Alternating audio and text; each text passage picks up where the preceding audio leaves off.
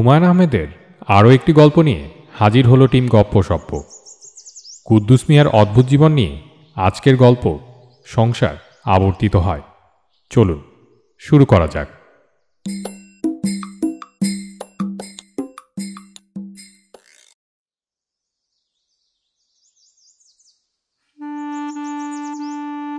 মজিদের বয়স 4.5 বছর।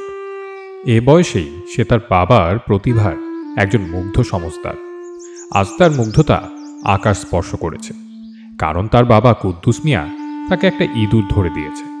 শুধু ধরে দেয়নি, ইঁদুর নিয়ে সে যেন মজা করতে পারে সেই ব্যবস্থাও করেছে। লাল সুতা দিয়ে ইঁদুরের লেজ বাঁধা, সুতা ছেড়ে দিলে ইঁদুর কুটকুট করে হাঁটতে থাকে, সুতা টেনে ইঁদুর কাছে আনা যায়। মজিদ তার 4.5 বছরের ক্ষুদ্র জীবনে অনেক বিস্ময়কর জিনিস তার বাবার কাছ থেকে উপহার পেয়েছে। এমন বিস্ময়কর কিছু পায়নি। ইঁদুরের সুতা ধরে আনন্দে তার প্রায় কান্না পেয়ে গেল। কুদ্দুস মিয়া পুত্রের আনন্দ কিছুক্ষণ দেখল, তারপর উদাস ভঙ্গিতে একটা বিড়ি ধরালো। 3টি মাত্র বিড়ি আজ তার সারাদিনের সম্বল। দিন সবে শুরু হয়েছে, এর মধ্যেই একটা অকারণে খরচ করে ফেলা নিতান্তই বেকুবি। তারপরও কুদ্দুস মিয়া বেকুবিটা করল, কারণ ছেলের আনন্দিত মুখ দেখে তার মনটা উদাস হয়েছে। মন উদাস হলে বিড়ি সিগারেট টানতে ইচ্ছা করে। মজিদ বাবার দিকে তাকিয়ে বলল, বাবা, ইন্দুর কামড় দেয়? কুদ্দুস মিয়া না সূচক মাথা নাড়ল। ছেলের সঙ্গে সে কথাবার্তা খুব কম বলে। ছেলে মেয়েদের সঙ্গে কথা কম বলাই নিয়ম। বেশি কথা বললে প্রশ্রয় দেওয়া হয়। প্রশ্রয় দেওয়া ঠিক না, প্রশ্রয় পেলে ভয়ভক্তি কমে যায়। কুদ্দুস মিয়ার ধারণা, ছেলে মেয়ে মানুষ করার সবচেয়ে উত্তম পদ্ধতি হলো তাদের দিকে একেবারেই নজর না দেওয়া, অকারণে কথা না বলা, কিছুতেই যেন বাবার ভালোবাসা এরা টের না পায়। ভালোবাসা প্রকাশ করার জিনিস নয়, ভালোবাসা গোপন রাখার জিনিস। যে ভালোবাসা যত গোপন, সেই ভালোবাসা তত গভীর। এই যে মজিদ ইঁদুর নিয়ে খেলছে, খেলাটা দেখতে তার ভালো লাগছে। সেই ভালো লাগা পুত্রের টের পাওয়া খুবই ভুল হবে। কাজেই সে আকাশের দিকে তাকিয়ে বিড়ি টানতে লাগলো। তার এই ঘর থেকে আকাশ দেখা যায়, এটাও একটা আনন্দের কথা। তবে এটাকে ঘর বলা ঠিক হচ্ছে না, পাইপ ঘর বলা যায়। 1 মাসের উপর হলো তারা উঠে এসেছে সিওয়ারেজ পাইপে। শুরুতে কুদ্দুসের কঠিন আপত্তি ছিল, পাইপের ভেতর মানুষ থাকে, রাতে ঘুমের মধ্যে পাইপ গড়াতে শুরু করলে তখন। তার ইচ্ছা ছিল মনোয়ারার সঙ্গে সে একটা কঠিন ঝগড়া করে। শেষ পর্যন্ত ঝগড়াটা করল না। মেয়ে ছেলের সঙ্গে ঝগড়া করে ফায়দা কি? এরা যুক্তি বোঝে না। আল্লাহ পাক যুক্তি বোঝবার ক্ষমতা এদের দেন নাই। তাছাড়া মনোয়ারা সংসারের জন্য খেটে মরছে। তার সামান্য কথা শুনলে সে যদি খুশি হয় হোক, মানুষকে খুশি করার মধ্যেও সোয়াব আছে। মিরপুর ইলেকট্রিক সাব অফিসের মাঠে জমা করে রাখা গোটা 15 পাইপের মধ্যে একটা দখল তারা নিয়েছে। পাইপগুলো দূর থেকে যত ছোট মনে হয়, আসলে তত ছোট না। ঝড় বৃষ্টির সময় বড়ই আরাম, বৃষ্টির একটা ফোঁটাও ভেতরে আসে না। পাইপের 2 মাথায় পলিথিন দিয়ে ঢেকে দিলেই হলো। সবচেয়ে বড় সুবিধা, মশার যন্ত্রণা নেই। প্রথম 2 রাত ঘুমাতে একটু কষ্ট হয়েছিল, দম বন্ধ লাগছিল।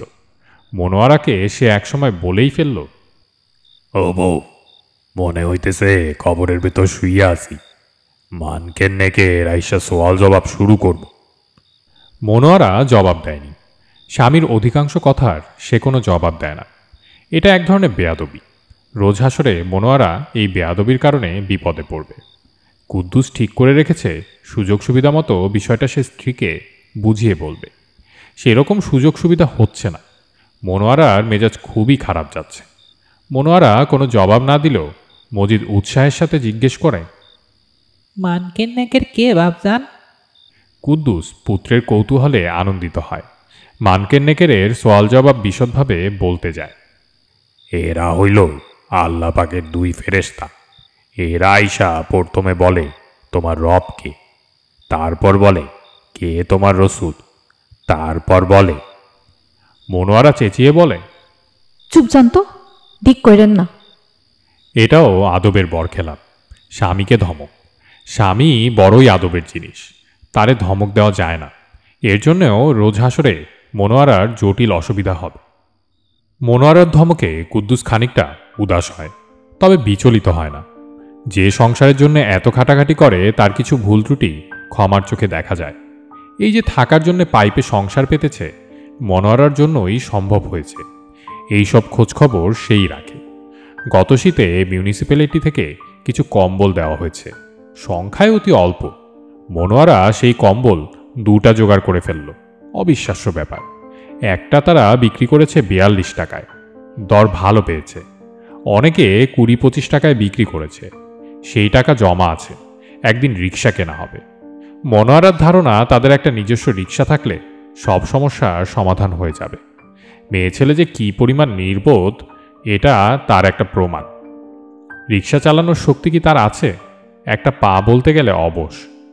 সে যে দিনরাত ঘরে বসে থাকে, অকারণে থাকে না। উপায় নেই।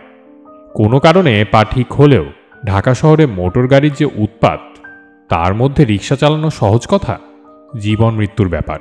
বেবি ট্যাক্সি হলে ভিন্ন কথা ছিল। কলের ইঞ্জিন চালিয়ে আরাম, চালানোর মধ্যে একটা ইজ্জতও আছে।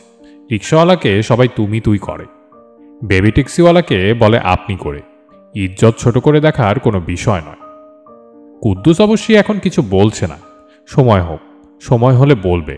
রাগারাগি চিৎকার করবে না। মেয়ে ছেলে অবলা প্রাণী, এদের সঙ্গে রাগারাগি করা যায় না, বুঝিয়ে বলতে হবে। তবে কুদ্দুসের ধারণা বুঝিয়ে বলারও দরকার হবে না।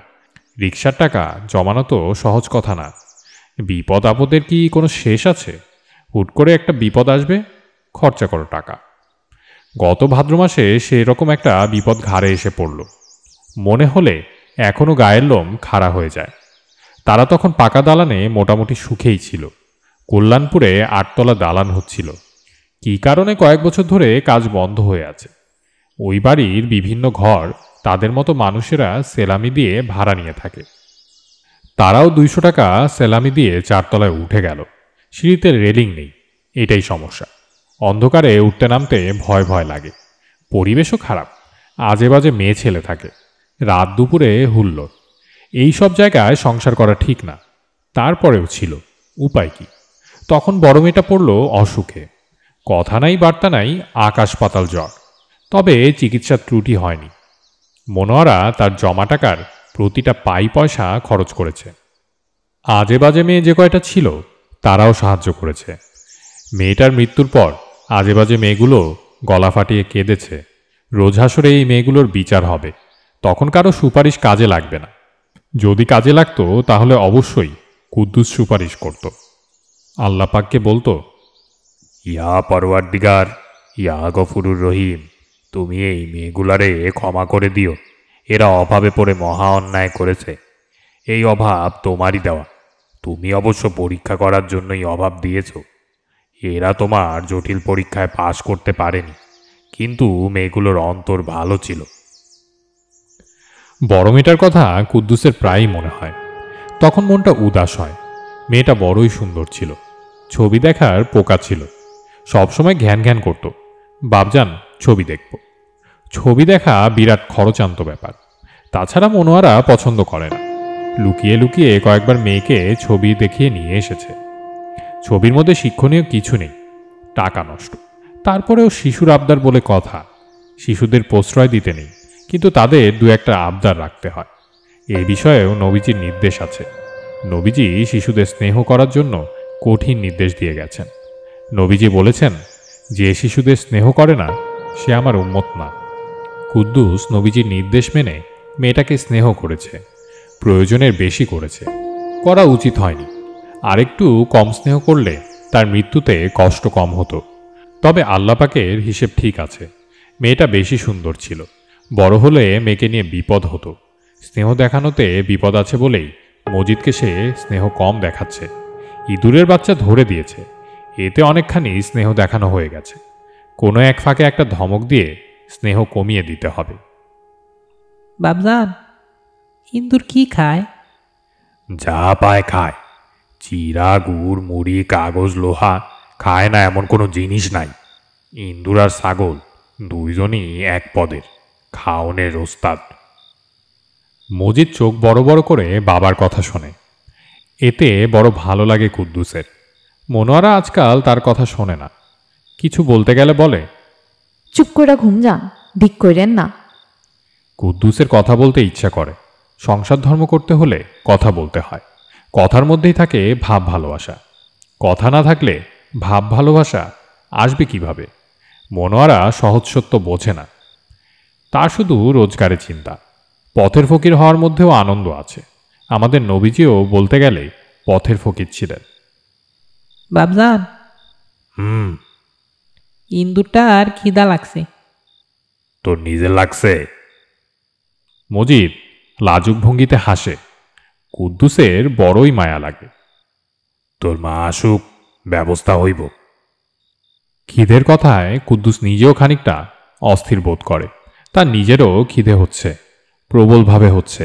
ঘরে খানিকটা চিড়া ছিল, দুপুরে ভিজিয়ে মজিদকে দেওয়া হয়েছে। কুদ্দুসের ধারণা ছিল মজিদ খানিকটা হলেও বাবার জন্য রেখে দেবে। তা রাখেনি। বড় মেয়েটা বেঁচে থাকলে অবশ্যই রাখত। মায়ের জাত তো, চারদিক নজর না করে এরা খেতে পারে না। এটাও আল্লাপাকের হুকুমেই হয়। আল্লাপাকের সব দিকে খুব কঠিন নজর। খিদা লাগছে বাবজান। একবার তো শুনছি, এক কথা 100 বার বলনের ফায়দা নেই। দিক করিস না। মজিদ চুপ করে যায়। ইঁদুরের বাচ্চা নিয়ে খেলে, সুতা ধরে ঝুলিয়ে রাখে। ক্ষুদ্র প্রাণীটা ছটফট করে। মজিদ তাতে মজা পায়। কুদ্দুসও আরেকটা বিড়ি ধরায়। বিড়িটা ধরায় খিদা কমানোর জন্য। বিড়ি সিগারেটের ধোঁয়া খিদার জন্য বড় উপকারী। তার মনে ক্ষীণ সন্দেহ হয়, মনোয়ারা যদি খালি হাতে আসে কি উপায় হবে? জমানো টাকা সে খরচ করবে না। বড়ই কঠিন মেয়ে। এই টাকায় সে রিক্সা কিনবে। কে চালাবে তার রিক্সা? কিছুই বলা যায় না। হয়তো সে নিজেই চালাবে। বড়ই কঠিন মেয়ে। তার অসাধ্য কিছুই নেই। মেয়েটার এখন কিছুটা মাথা খারাপের মতো হয়ে গেছে। রোজগারের কোনো পথ দেখছে না। কুদ্দুসকে সে কিছু বলে না, কিন্তু সে বুঝতে পারে। মনোয়ারা রাত 9টার দিকে ফিরল। মনোয়ারাকে দেখে কুদ্দুসের বুক ধক করে উঠল। কারণ মনোয়ারার পেছনে ভদ্রলোক কিসিমের এক লোক, পরনে পায়জামা পাঞ্জাবি, হাতে রুমাল, নাকে চেপে ধরেছে। সেই লোক সন্দেহজনক দৃষ্টিতে এদিক ওদিক দেখছে, খুক খুক করে কাশছে। এই দৃষ্টি, এই কাশি, নাকে চেপে ধরা এই রুমাল কুদ্দুস চেনে। সে বড় বিষণ্ণ বোধ করে। কুদ্দুস দীর্ঘ নিঃশ্বাস ফেলে। বেহেশতে তার একটা সুন্দর সংসার হবে এটা সে ধরেই নিয়েছিল। মজিদ, শরীফা আর তার স্ত্রী মনোয়ারাকে নিয়ে অতি সুন্দর সংসার। সেখানে ছবিঘর থাকলে মেয়েটাকে রোজ ছবিঘরে নিয়ে যেত। রাতে খাওয়া দাওয়ার পর চারজনে মিলে দাওয়ায় বসে গল্পগুজব। বেহেশতে নিশ্চয়ই চাঁদনি আছে। চাঁদনি পসরে গল্পগুজবের মজাই অন্য। এখন মনে হচ্ছে বেহেশতের সেই সংসারে মনোয়ারার স্থান হবে না। রোজ হাসরে মনোয়ারা কঠিন বিপদে পড়বে। স্বামীর সুপারিশ সেদিন গ্রাহ্য হবে না। গ্রাহ্য হলে সে অবশ্যই বলতো, আল্লাহ পাক এই মেয়ে তার সংসার বড় ভালোবাসে। সে যা করছে সংসার টিকিয়ে রাখার জন্যই করছে। স্বামী হয়ে আমি তাকে ক্ষমা করেছি, তুমিও তাকে ক্ষমা করে দিও। মনোয়ারা কুদ্দুসের দিকে তাকিয়ে ক্লান্ত গলায় বলল, আপনি মসজিদে লইয়া একটু ঘুরা আহেন। কুদ্দুস মজিদকে কোলে তুলে নিল। মাথা নিচু করে দাঁড়িয়ে থাকে মনোয়ারা। তার দিকে তাকিয়ে বড় মায়া লাগে কুদ্দুসের। মজিদের হাতে ধরা সুতার মাথায় ইঁদুর ঝুলতে থাকে। মানুষের নিষ্ঠুরতায় সেই ইঁদুর বড়ই কাতর বোধ করে।